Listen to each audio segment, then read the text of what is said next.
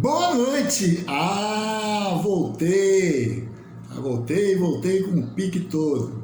A aula de hoje, boa noite, né, primeiramente.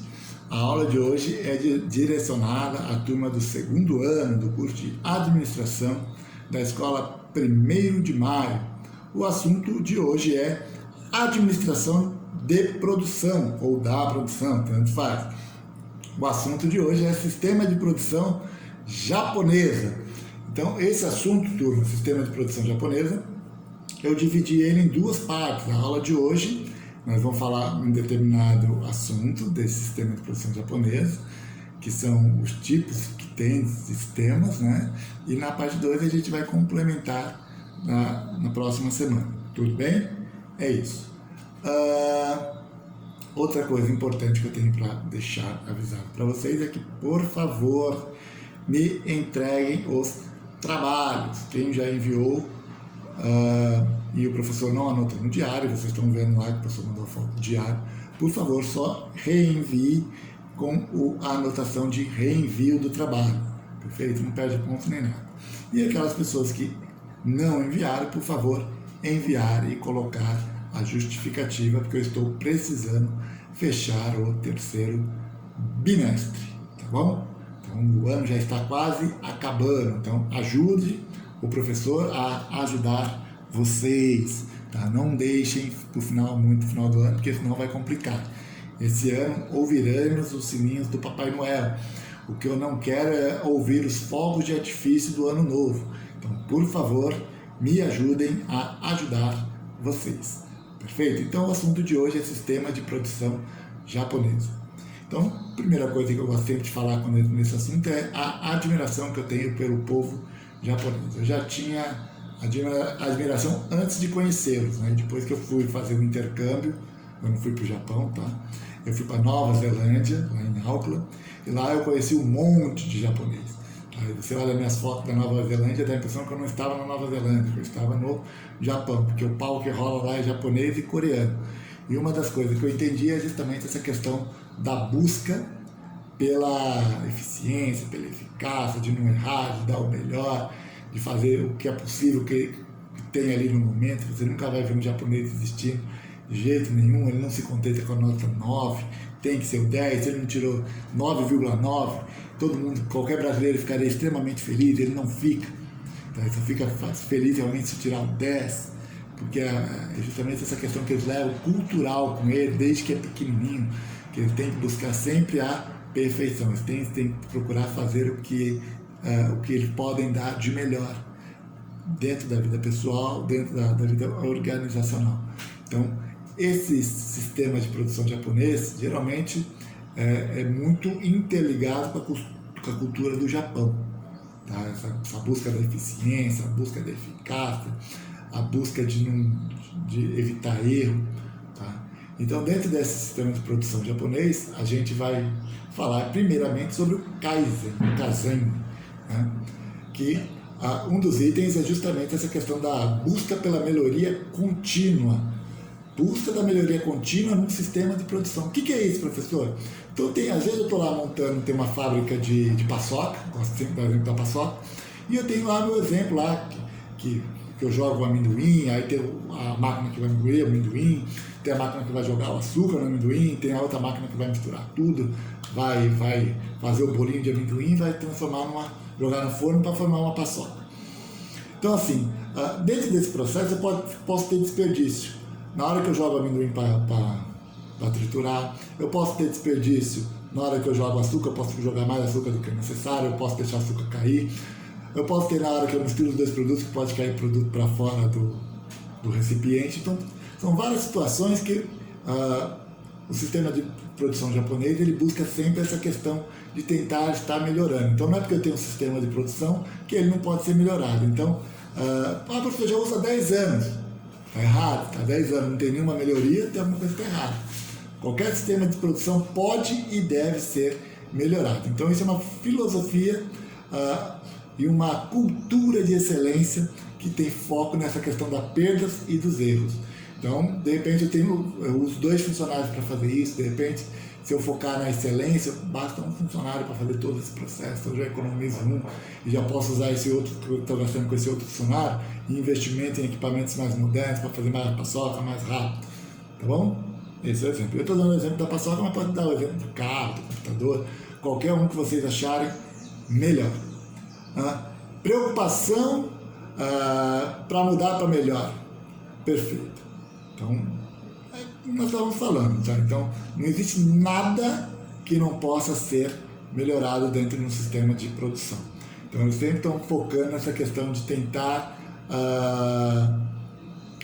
diminuir o esforço, diminuir o desperdício, diminuir o número de recursos humanos, o número de recursos materiais.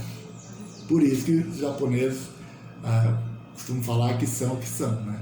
Eles não têm absolutamente nada no território deles, tá? Então eles não são ricos em florestas, não são ricos em minerais, não são ricos em água, não são ricos em absolutamente nada.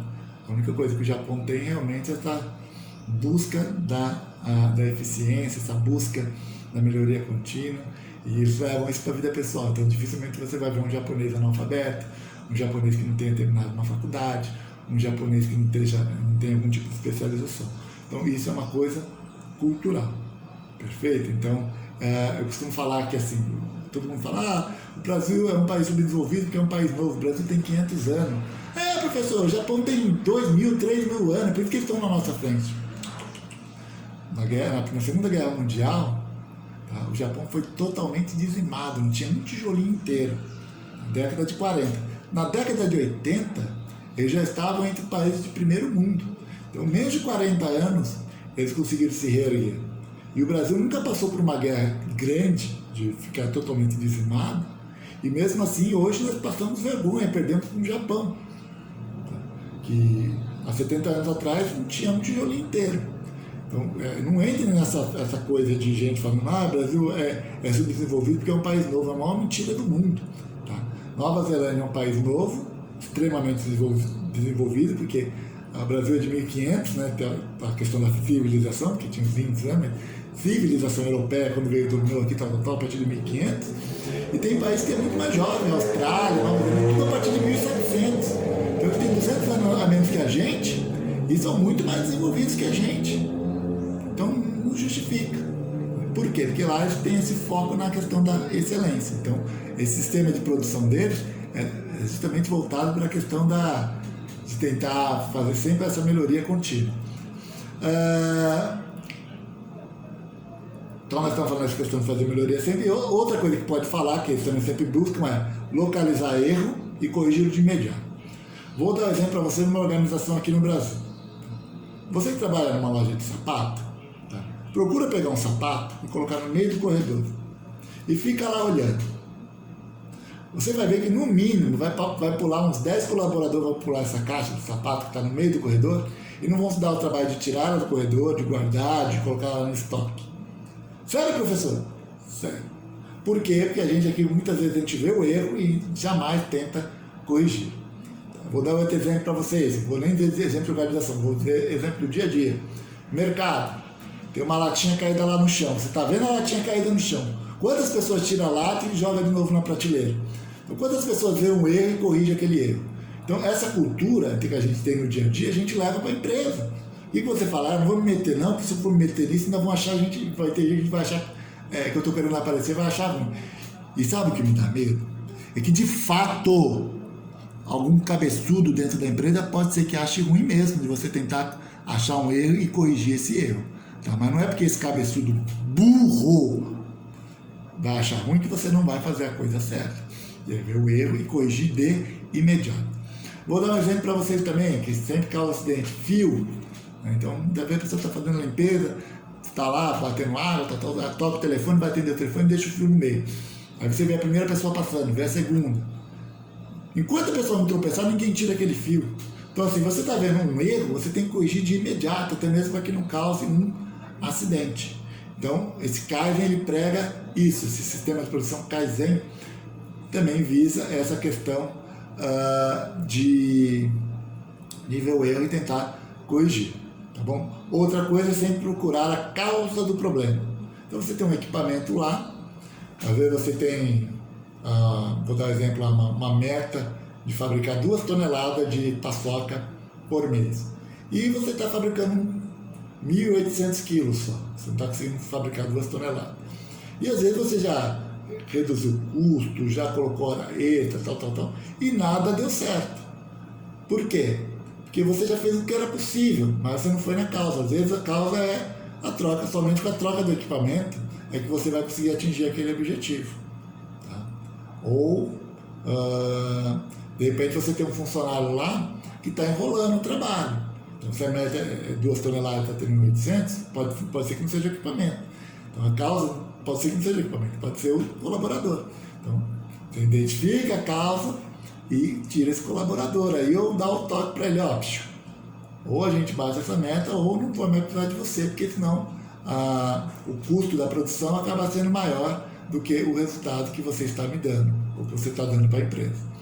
E a outra situação também dentro desse sistema de produção Kaizen, que é o sistema de produção japonês, é trabalhar em equipe. Também muito importante. Tá? A gente tem que saber lidar com pessoas. Eu vejo muita gente extremamente técnica que entende do estado, entende o que está fazendo, mas que no dia a dia são pessoas intragáveis, não conseguem se relacionar com os outros colaboradores. Então isso acaba dificultando muito. Então esse método, esse sistema de produção Kaizen visa essa questão de aprimorar o trabalho em equipe. Perfeito? Então nós já falamos sobre o sistema de produção Kaizen, que é um sistema de produção japonês. Então, para. Stop no vídeo. Foi stop. E agora você vai lá pegar o caderno, a apostila, vai entrar no assunto e vamos começar a acompanhar a aula lendo a apostila e fazendo anotações no caderno. Por favor. Tá? É importantíssimo fazer isso. Então, Então, a gente já falou sobre o sistema Kaizen, aí você vai lá colocar, revisa o vídeo, coloca todas as anotações necessárias. E agora nós vamos falar sobre o controle estatístico de qualidade. Professor, o primeiro sistema de produção Kaizen é em japonês. Por que esse controle estatístico de qualidade está em português? Na realidade, ele não está em português. O professor também já, quando você dá aula na sala de aula, ele sempre explica para vocês que quase todos os livros ou os doutrinadores de administração são escritos em inglês. E o japonês é um povo tão esperto, tão inteligente, tão fora do normal, que eles começaram a perceber que se colocar os termos em japonês vai ter pouca aceitação. Então, às vezes, a ideia é boa, mas como a pronúncia, a terminologia do nome do sistema é difícil, acaba gerando uma rejeição. Então, o que eles fizeram? Inventaram e colocaram em inglês. Então, controle estatístico de qualidade possivelmente deve ser Statistic Quality Control. Tá? Provavelmente, não tenho certeza, teria que dar uma buscada lá, mas deve ser isso, Statistic Quality Control. Tá? Então, o que é esse sistema de produção japonês? Ele visa. Você começa usando a matemática para achar o erro. Então eu vou dar um exemplo para vocês. A matemática, a estatística, o termo que vocês acharem melhor. Então eu vou dar um exemplo para vocês. Eu já tinha dado exemplo lá em cima, mas vou voltar no mesmo exemplo. Eu tenho um equipamento e mão de obra que se funcionar de maneira adequada, produz 2 toneladas de paçoca. Só que chegou no final do mês, eu não produzi nem 2 toneladas, nem 1.800 quilos. Eu produzi apenas 1,5 mil quilos, ou seja, 1.500 quilos de paçoca. Ou seja, produzi 500 quilos a menos de paçoca. Mas como que eu consegui saber disso, professor? Porque eu tenho números. Então eu sei que aquele equipamento que eu tenho, eu consigo produzir 2 toneladas. Eu sei que aquele pessoas que eu tenho lá, colaborador, eu consigo produzir 2 toneladas de paçoca, 2.000 quilos. Então, o que acontece? Quando você tem esses números, quando você trabalha com estatística, fica muito mais fácil você achar aonde está o erro. O erro do equipamento, de repente o equipamento não foi feita a manutenção preventiva, de repente tem que trocar alguma peça que está fazendo que esse equipamento trabalhe de maneira mais lenta ou que não tenha toda a eficácia desse componente, desse equipamento na indústria. De repente, meu colaborador está deixando o negócio lá, é para bater 10 minutos, está deixando bater 12 minutos, o amendoim lá para ficar moído, para fazer a paçoca. Então, às vezes é para bater 15 minutos, o cara está deixando 18, às vezes é para misturar o açúcar, é para deixar 5 minutos, está deixando 7. Então, tudo isso é perda de tempo que lá no final do dia dá uma perda, né? Dizendo que ele pega 15 quilos por dia, em 30 dias é 450 quilos, são os 500 quilos que está faltando aí no mês. Então, esses pouquinho minutinho a mais ou menos, uma linha de produção, turma, é contada no relógio. 1 minuto a mais, 1 minuto a menos pode comprometer em 10, 20% lá a produção final. Então, quando você trabalha com números, você consegue achar onde está o erro da produção e consegue corrigir. Perfeito? Então, isso é controle estatístico de qualidade. Perfeito? Legal? E agora, talvez, o sistema de produção mais conhecido do Japão, que é o controle total de qualidade. Esse assunto nos anos 90, lá para 95, de 93 a 95, foi o assunto mais estudado no ramo de administração. Todas as faculdades, todos os cursos de técnico de administração tratavam desse assunto, porque era o assunto do momento, que é o famoso controle total de qualidade. Então, em inglês é Total Quality Control. Então, na época só existiam os termos em inglês, eles não tinham nem aportuguesado ainda o termo. Então você olhava o livro lá, tinha livros que TQC, professor? Era TQC, Total Quality Control. E por que esse método foi tão estudado, foi tão revolucionário? O que ele tinha tão diferente em relação aos outros meios ou os outros sistemas de produção? Então esse foi o primeiro sistema de produção a se preocupar com a organização de maneira geral. Antes, tanto o Kaizen quanto o controle estatístico de qualidade, eles só se preocupavam com a parte operacional, com a parte da produção. Já esse Total Quality Control, como o próprio nome está falando, o controle total da qualidade, ele se preocupa com a organização de uma maneira por inteiro. Então ele se preocupa não somente com a parte operacional da produção, ele se preocupa com a parte também administrativa, financeira. Então antigamente o sistema de produção só se preocupava com o chão de fábrica.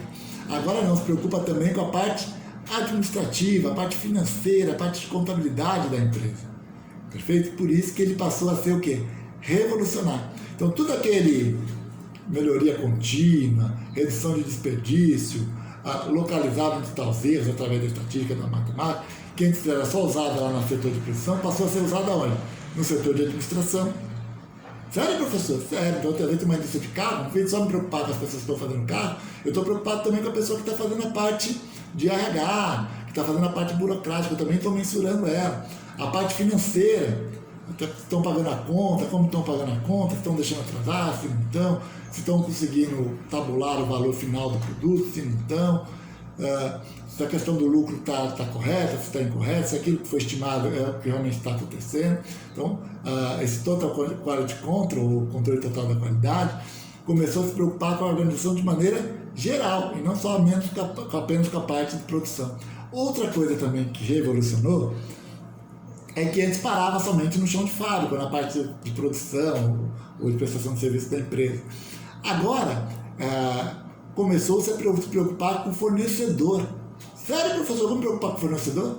Vai. Então, vou me preocupar. Por que eu vou me preocupar com o fornecedor se eu só faço pedido e chega? Você vai se preocupar se o fornecedor tem qualidade no produto dele, se ele tem prazo de entrega, se ele cumpre as formas de pagamento, se ele atrasa, se ele não atrasa, se esse fornecedor tem algum tipo de pendência judicial que pode, da noite para o dia, fechar as portas. Então, tem que se preocupar então com o fornecedor. Tem que se preocupar se esse fornecedor ele tem o meio de transporte adequado para chegar a fazer o produto que vai ser transformado pela sua indústria, de maneira que o produto chegue inteiro, né, que não haja nenhum tipo de problema durante o transporte da mercadoria para ser transformado. Então, controle total de qualidade começou a se preocupar com absolutamente tudo. Então quer dizer que ele se preocupa com a parte administrativa, financeira, com a parte operacional, se preocupa com o fornecedor. Mas não vai se preocupar com o cliente, né? Sim, o controle total de qualidade também se preocupa com a parte dos clientes.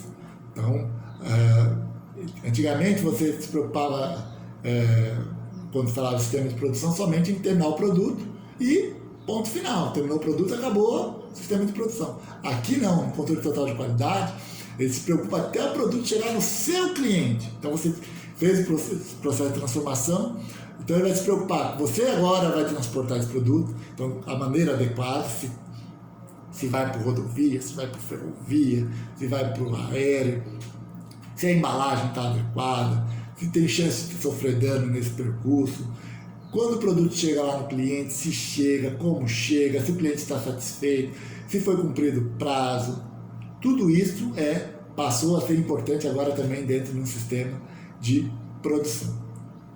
De resto, muito parecido com os outros sistemas de produção que eu já falei para vocês, com o CAIS e com o controle estatístico de qualidade. Redução de desperdício talvez seja a palavra-chave quando a gente fala de sistema de produção japonês. Ele se preocupa em redução de desperdício. O que é isso, professor? Vamos dar o exemplo da paçoca. Então eu estou lá moendo. Então quando moe, está batendo, de repente está voando aquele pó da paçoca para fora. Então tudo isso é desperdício. Então eu vou amassar a paçoca, de repente eu vou cortar a paçoca e sobra aquele pedacinho. Não pode sobrar, isso é desperdício. Vou embalar, de repente quebra a paçoca na embalagem, na hora de embalar, desperdício. Então tudo isso, o controle total de qualidade se preocupa. Então quer evitar que haja desperdício, então ele se preocupa em fazer a redução da maneira mais exacerbada possível. Hoje, antigamente, quando você fazia um carro, você ia cortar a lataria para fazer a carenagem do carro, sobrava um monte de retalho de aço. Hoje em dia, tudo é quase que milimetricamente cortado. Então, é tudo praticamente feito com laser, com computador. Então, quase que não tem sobra de aço. Então, o resíduo é quase zero. Então, se você comprou 100 metros de chapa de aço, você vai usar os 100 metros de chapa de aço. Então vai jogar pouquíssima coisa aí fora, talvez 1 metro, 2. Antigamente jogava 20 metros, 30 metros, ou seja, 10, 20, 30% de desperdício. O controle total de qualidade também visa a diminuição do ciclo de tempo e de resultado. Então, ou seja, o que eu fazia, se eu fazia 2 toneladas de paçoca em 30 dias, então eu quero reduzir isso aí, eu quero fazer agora 2 toneladas, mas em 28 dias, 27 dias. Então ele foca nisso, então você fazer a mesma coisa em menos tempo, perfeito? E de resultado, vou dar, então tudo bem, são 30 dias, mas agora em vez de ser 2 toneladas, que seja 2,5 toneladas, que seja 2 toneladas e 200 quilos, perfeito? Então você foca no ciclo de tempo ou pode focar também no ciclo de resultado, que o sistema de produção, controle total de qualidade, que é o sistema de produção japonês, também está preocupado com esse tipo de situação. E, por fim, a melhoria na qualidade dos resultados, de produtos e serviços. Então, assim, eles entenderam que não existe nenhum produto que não possa ser melhorado. Então, se você for parar para pensar, isso está no nosso dia a dia. Vamos parar para pensar aí no celular. O celular, há 10 anos atrás, era um tijolo, literalmente um tijolo, tá? Pesava como um tijolo. E não tinha internet, não tinha agenda, não tinha calculadora, não tinha aplicativo, era só servia para ligar, não é isso? E com essa melhoria dos produtos, dos resultados do celular, você vê que hoje você usa o celular para tudo, menos para ligar. Para pensar qual foi a última ligação que você fez pelo teu celular. Sem usar aplicativo, que aí não conta. Pode contar a ligação feita pelo WhatsApp, que é um aplicativo da internet. Estou falando realmente ligar para a pessoa. Então, o celular surgiu para ligar e hoje você usa ele para tudo, menos para fazer uma ligação. Então isso faz parte da questão do aprimoramento de mercadoria. Posso dar um exemplo para vocês também do produto lá de uma TV, né? Que antigamente era aquelas TV de tubo, aí depois passou para TV de plasma, passou para TV de LED, e hoje nós já temos a TV 4K aí, que já conecta a internet, ela canta, ela dança, sapateia, a TV faz de tudo essas TVs, dá até medo, daqui a pouco está sentindo cheiro pela TV. né? Pode parecer absurdo hoje, mas daqui uns 20 anos não vai ser tão absurdo assim, né? Se a gente for parar para pensar há 20 anos atrás, né, não os alunos mais velhos, aqueles alunos mais experientes, se contasse para ele que 20 anos após ele teria um equipamento, um computador na palma da mão, que ele ia conseguir falar com a pessoa do outro lado, olhando para a pessoa, ao vivo, né, que ia conseguir fazer uma ligação sem gastar a ligação, que ele ia conseguir pesquisar qualquer informação dentro de um aparelhinho, ninguém ia falar que você estava doido. Então, realmente, essa questão da melhoria desse produto é uma coisa fantástica e que realmente cada vez está vindo com mais força, tá bom? Então, nós já falamos hoje sobre os 3 tipos de sistema de produção japonês. Falamos sobre Kaizen, controle estatístico de qualidade e controle total de qualidade. Tá bom? Na próxima aula a gente continua esse assunto. Muito prazer em revê-los. Espero que estejam todos bem. Usem máscaras e até a próxima aula. Tchau para vocês.